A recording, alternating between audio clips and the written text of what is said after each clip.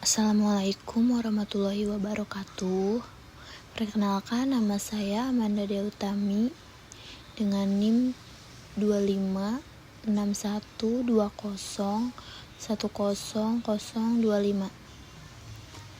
Di sini saya akan menjelaskan laporan persamaan dasar akuntansi. Diasumsikan bahwa pada 1 November 2025, Daniel memulai usaha yang akan dikenal sebagai Teknoplus. Berikut ini adalah transaksi yang terjadi pada Teknoplus selama bulan November 2025. Pada tanggal 1 November 2025, Daniel menyetor uang tunai sebesar 30 juta ke rekening bank atas nama Teknoplus sebagai modal usaha. Dan pada tanggal 4 November 2025, Teknoplus membeli peralatan komputer seharga 12 juta secara tunai. Di 8 November 2025, Teknoplus membeli perlengkapan kantor senilai 2 juta secara kredit. Di 15 November 2025, Teknoplus menerima pembayaran tunai 9 juta atas jasa konsultasi teknologi yang telah diberikan. 25 November 2025, Teknoplus membayar beban-beban berikut: gaji karyawan 3 juta, sewa kantor 1.200.000, beban listrik dan air 600, beban lain-lain 400. 28 November 2025, Teknoplus membayar utangnya kepada pemasok sebesar 1.200.000. 30 November 2025, stok perlengkapan yang tersisa dihitung sebesar 700. 30 November 2025, Daniel menarik tunai 2.500.000 dari Teknoplus untuk keperluan pribadi. Yang diminta di dalam soal tersebut ada 1. Persamaan dasar akuntansi, yang kedua 4. Laporan keuangan lengkap, ada laporan laba rugi, laporan perubahan ekuitas, laporan posisi keuangan atau neraca, dan yang terakhir ada laporan arus kas. Yang pertama, persamaan dasar akuntansi.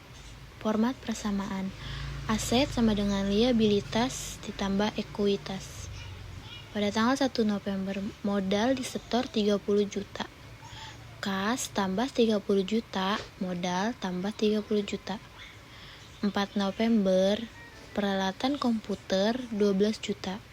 Peralatan tambah 12 juta, kas kurang 12 juta.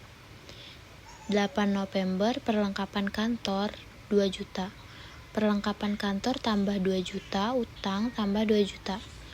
15 November, jasa konsultasi 9 juta, kas tambah 9 juta, pendapatan jasa tambah 9 juta. 25 November, bayar beban 5.200.000. Beban tambah 5.200.000, kas 5.200.000. 28 November, membayar utang 1.200.000. Kas kurang 1.200.000, utang kurang 1.200.000. 30 November, stok perlengkapan 700. Perlengkapan kurang 700, beban 1.300.000. 30 November, narik tunai 2.500.000. Kas kurang 2.500.000, Five tambah 2.500.000. Berikut laporan laba rugi yang mencakup pendapatan jasa, beban gaji, beban sewa, beban listrik dan air, beban lain-lain, beban perlengkapan. Pendapatan jasa berjumlah 9 juta, beban gaji 3 juta, beban sewa 1.200.000, beban listrik dan air 600, beban lain-lain 400, beban perlengkapan 1.300.000. Total beban semuanya 6.500.000. Laba bersih 2.500.000. Yang B, laporan perubahan ekuitas. Modal awal 30 juta tambah laba bersih 2.500.000 kurang 2.500.000. Jadi total modal akhirnya 30 juta. Dan yang C, laporan posisi keuangan atau neraca. Aset, kas 30 juta kurang 12 juta, ditambah 9 juta dikurang 5.200.000 kurang 1.200.000 kurang 2.500.000 sama dengan 18.100.000. Peralatan komputer 12 juta. Perlengkapan 700. Total aset 30.800.000. Liabilitas utang usaha 2 juta dikurang 1.200.000 sama dengan 800. Ekuitas modal akhir 30 juta. Total liabilitas tambah ekuitas 30.800.000.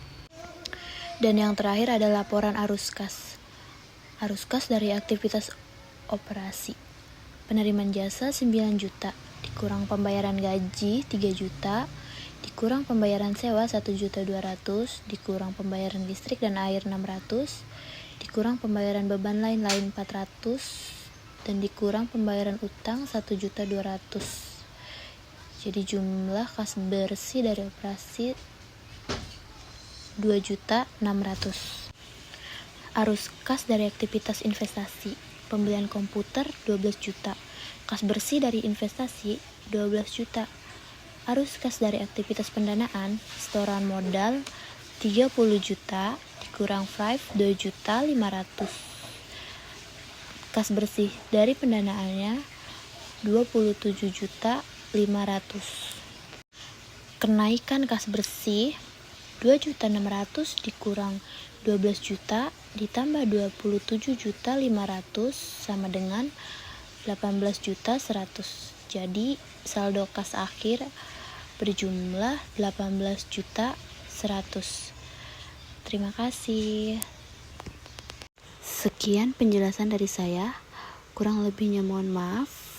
Wassalamualaikum warahmatullahi wabarakatuh.